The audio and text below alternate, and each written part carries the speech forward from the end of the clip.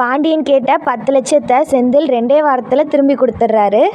கோமதி வீட்டை விட்டு கோச்சிட்டு வெளியில் போயிட்டாங்கன்னு சொல்லி பிரச்சனை வரும்போது பாண்டியன் கிட்ட செந்தில் கோவப்படுவார்.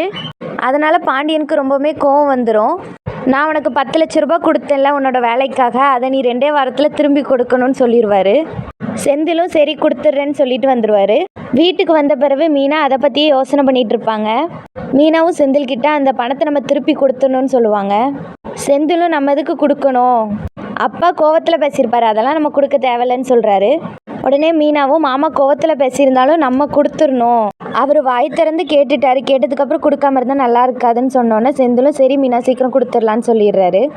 கொஞ்ச நாளைக்கு அப்புறமா செந்தில் 10 லட்ச ரூபாயை பாண்டியன் கிட்ட கொடுத்துருவாரு. வெறும் இந்த 10 லட்ச ரூபாய்க்காக தானே என்னை அவமானப்படுத்திட்டே இருந்தீங்க, இந்தாங்க உங்கள் ரூபாயை நீங்களே வச்சுக்கோங்கன்னு சொல்லி கொடுத்துருவாரு.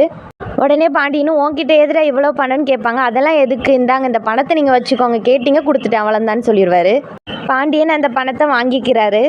இதெல்லாம் பார்த்துக்கிட்டு இருந்த மீனாவுக்கு ஒரே அதிர்ச்சியாக இருக்குது, எப்படி இவ்வளோ பணம் இவருக்கு கிடச்சிதுன்னு. மீனா செந்தில்கிட்டே கேட்குறாங்க, உங்களுக்கு எப்படி இவ்வளோ பணம் கிடச்சிது அப்படின்னு. ஆனாலும் செந்தில் உனக்கு தேவை பணம் கொடுக்குன்னு ஆசைப்பட்டா கொடுத்தாச்சு அவ்வளோந்தான்னு சொல்லிட்டு கிளம்பிடுறாரு. மீனாவுக்கு ஒரு டவுட் வருது, ஒருவேளை நம்ம அப்பா கிட்ட தான் கடனை வாங்கியிருப்பாரோன்ட்டு. உங்கள் அப்பாவை கூப்பிட்டும் மீனா கேட்குறாங்க. ஆனால் மீனாவோட அப்பா பேசுகிறதெல்லாம் பார்த்தா மீனாவோட அப்பா கிட்டேருந்து பணம் வாங்கின மாதிரி மீனாவுக்கு தெரியல. மீனாவுக்கே டவுட் வந்துடுது, ஒருவேளை இவர் லஞ்சம் தான் வாங்கிட்டு இருக்காரோ அப்படின்னு.